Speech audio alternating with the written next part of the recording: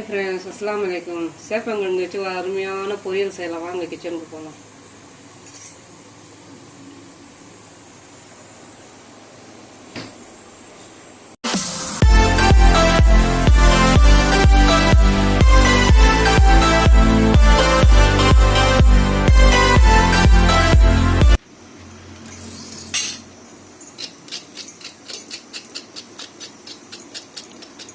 இந்த மாதிரி கொஞ்சம் பெரிய பெரிய சைஸாக பார்த்து வாங்கிக்கணும்.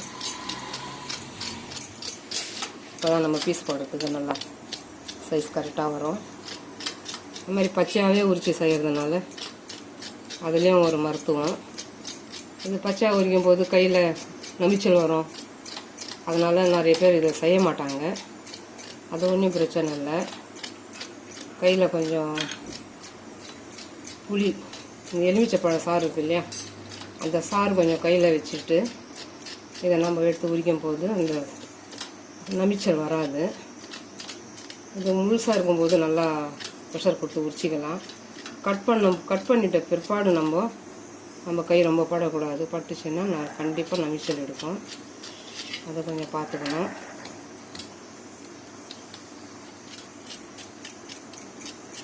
இந்த கருப்பு டாக்டர்லாம் இல்லாமல் உரிக்கணும்.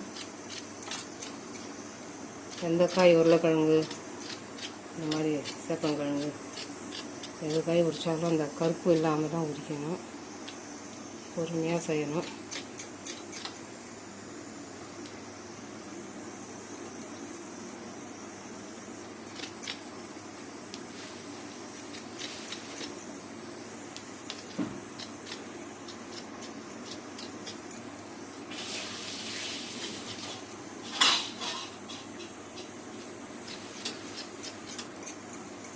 வச்சாச்சு.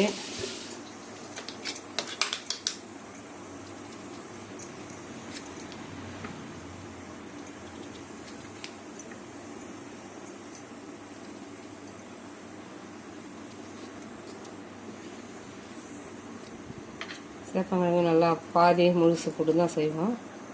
ஆனால் இந்த மாதிரி இந்த ஷேப்பில் செய்து பாருங்கள் ஒரு நாளைக்கு. சேப்பங்கிழங்கு சாப்பிட விருப்பம் இல்லாதவங்களும் சாப்பிடுவாங்க. எல்லாமே நம்ம கையில் தான் இருக்குது. ஒரே குழம்பு புது கிண்ணத்தில் வச்சாலும் அது புது குழம்பு மாதிரி ஆகிடுது இல்லையா, அந்த மாதிரி தான் ஒரே காயை வச்சு விதவிதமாக நம்ம செய்யலாம். இந்த மாதிரி இந்த சைஸில் கட் பண்ணிவிட்டு நான் இது 1/2 கிலோ வாங்கியிருக்கேன். இதை வாஷ் பண்ணி வச்சுக்கிறேன். கடலை எண்ணெய் கொஞ்சம் எக்ஸ்ட்ராவே எண்ணெய் பிடிக்கும். நம்ம அடுத்த எல்லாத்தையும் போட்டுருப்பா, இன்னும் கொஞ்சம் எக்ஸ்ட்ரா எண்ணெய் போட்டுக்கலாம்.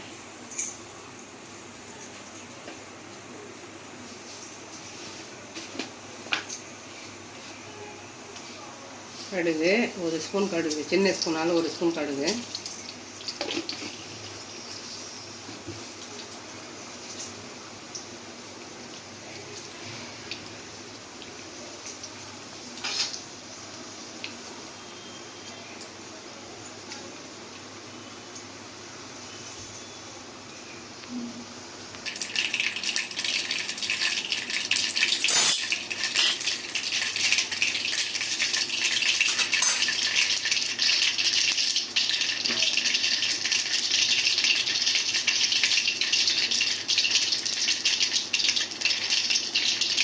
கடுகு எப்போவுமே நல்லா பொரியணும். கடுகு பச்சையாக சாப்பிடக்கூடாது. கடுகு நல்லா பொரியணும். அதுக்குன்னு தீ வச்சிடக்கூடாது. ஃபுல்லாக பொரிஞ்ச வரணும். கருவேப்பிலை சேர்த்துக்கலாம்.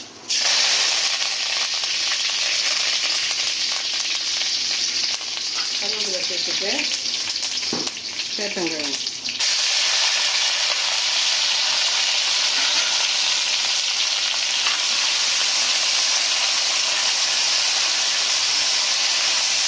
எண்ணெயிலேயே சேப்பங்கிழங்கு சேர்த்துக்கணும். அதுதான் இந்த ஒரு சில கழுங்கு நமிச்சல் இருக்கும், நமிக்கும். அந்த தண்ணெல்லாம் நீங்கிடும் எண்ணெயில் போட்டு நீங்கள் இந்த மாதிரி வதக்கிறதுனால. அதே சமயம் சீக்கிரம் வெந்துடும். மசாலாலாம் நல்லா அதுலேயே அப்சர்வ் ஆகிடும். கொஞ்சம் நேரம் அப்படியே ஆயிடுலையே இந்த காய்க்கு ஏற்ற தூள் உப்பு.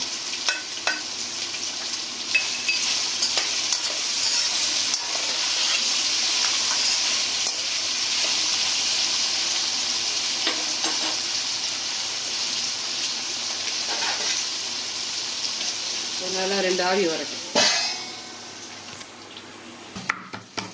ஒரு 2 உப்பு கல் வச்சு ஒரு சின்ன பூண்டு, ஒரு முழு பூண்டு 2 உப்பு கல் வச்சு இந்த மாதிரி தட்டினீங்கன்னா அது நல்லா இந்த மாதிரி பேஸ்ட்டாக வந்துடும்.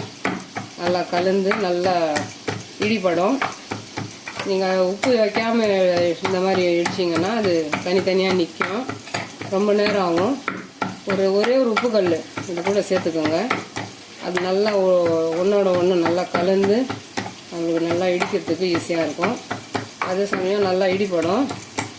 ஒரு டிப்ஸு ஏற்கனவே சொல்லியிருக்கேன். பூண்டு தட்டியாச்சு.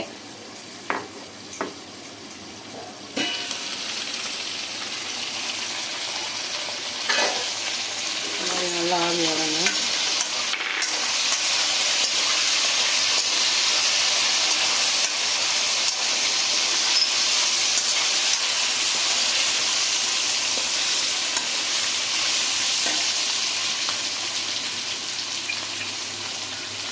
பூண்டு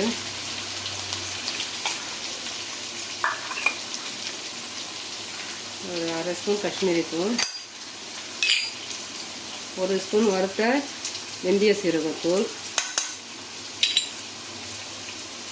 2 ஸ்பூன் வீட்டு மிளகாய் தனியா தூள், 1/4 ஸ்பூன் மஞ்சள் தூள்,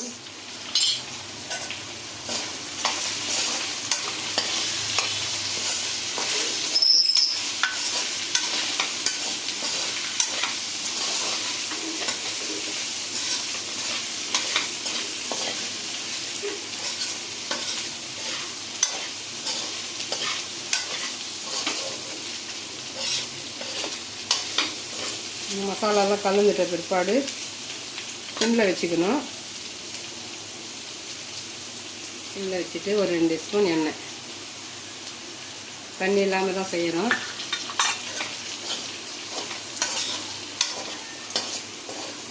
நல்லா ரோஸ்டர் ஆகணும்.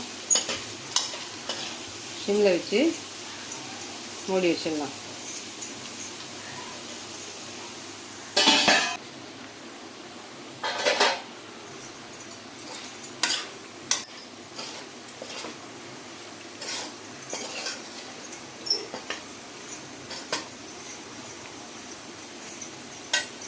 ஒரு பாதி எலுமிச்சை சாறு நல்லா வெந்துட்ட பிற்பாடு பாதி எலுமிச்சை சாறு,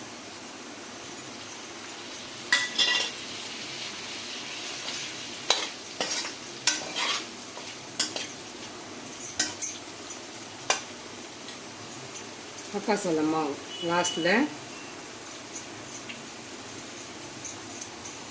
இது ஒரு சேப்பங்கிழங்கு இல்லையா, இந்த ஒரு இனிப்பு தன்மை தரும்.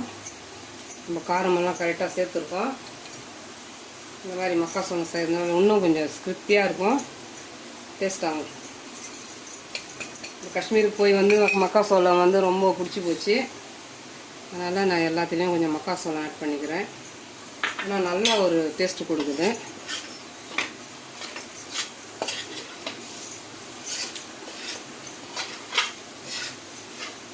இப்போ ஹையில் வச்சு நல்லா கொஞ்சம் ரோஸ்டர் பண்ணிக்கலாம். வெந்துடுச்சு. வேகிற வரைக்கும் சிம்மில் வைக்கணும். வெந்துட்டு இந்த மாதிரி இதெல்லாம் கலந்த பிற்பாடு கொஞ்சம் ஹையில் வச்சு நல்லா ரோஸ்டர் பண்ணிக்கணும்.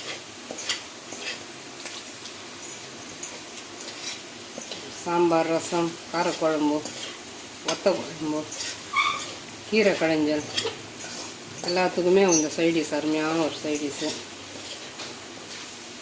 நல்ல ஒரு வழவழப்பு தன்மை கொண்ட ஒரு சேப்பங்கிழங்கு. இந்த மாதிரி ஒரு ப்ராசஸ் பண்ணி ட்ரை பண்ணி பாருங்கள். சேப்பங்கிழங்கு அந்த அளவுக்கு ஒரு நல்லா ஒரு டேஸ்ட்டு கொடுக்குதுன்னு அடிக்கடிக்கு செய்து பார்ப்பீங்க.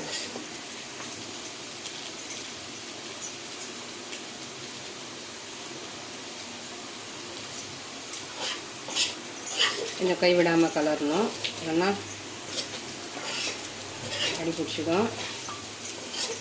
இந்த அளவுக்கு ரோஸ்ட் ஆனதும் கேஸ் ஆஃப் பண்ணிட்டு சர்வ் பண்ணிடுவோம். அதுதாங்க ஒரு சேப்பங்கிழங்கு வச்சு அருமையான ஒரு மசியல் மாதிரி பண்ணியாச்சு. மசியல் இல்லை, வறுவல். தண்ணி ஊற்றாமல் இந்த அளவுக்கு கொஞ்சம் ஷிம்மில் வச்சு நம்ம கிட்டே இருந்து அடி பிடிக்காத அளவுக்கு இந்த மாதிரி அடிக்கடிக்கு திருப்பி கலரி கொடுத்து செய்தீங்கன்னா அடி பிடிக்காமல் நல்லா கரெக்டான ஒரு கன்சிஸ்டன்சி வந்துடும். ட்ரை பண்ணி பாருங்கள். இந்த தயிர் சாதம், தக்காளி சாதம், புளி சாதம், லெமன் ரைஸ் எல்லாத்துக்கும் சைடிஷ். நம்ம ரொம்ப என்ன செய்கிறோம், உருளைக்கிழங்கு தானே செய்கிறோம். இந்த மாதிரி ஒரு வாட்டி ட்ரை பண்ணி பாருங்கள். ஒரு அருமையான ஒரு டேஸ்ட். சேப்பங்கிழங்குல நிறைய மருத்துவம், இந்த வழுவழுப்பு தன்மை ரொம்ப முக்கியம் நமக்கு. கண்டிப்பாக இந்த மெத்தடில் இந்த மாடலில் செய்து பாருங்கள், எல்லோரும் விரும்பி சாப்பிடுவாங்க. இந்த சேப்பங்கிழங்கு பொரியல் பிடிச்சிருந்துச்சுன்னா like, comment, share, bell button மறக்காமல் நல்ல உள்ளவங்க பேகம் சேனலுக்கு சப்ஸ்கிரைப் பண்ணுங்கள். அஸ்ஸலாமு அலைக்கும்.